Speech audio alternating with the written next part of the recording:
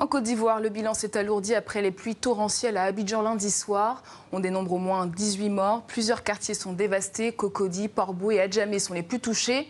Dans ce drame, de nombreux élans solidaires des Ivoiriens n'ont pas hésité à venir en aide aux sinistrés. Le récit de Julien Manzer.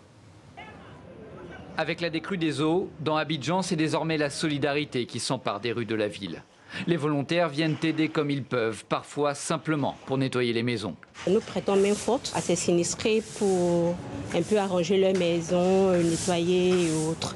Donc si vous voulez, c'est un peu un acte de solidarité que nous faisons aujourd'hui.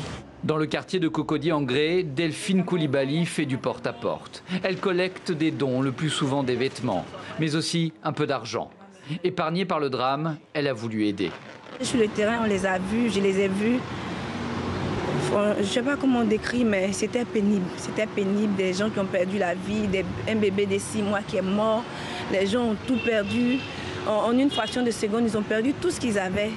Ça fait mal au cœur.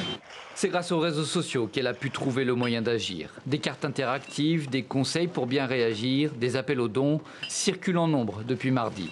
Mais si la bonne volonté ne manque pas, il faut désormais canaliser ces élans de solidarité.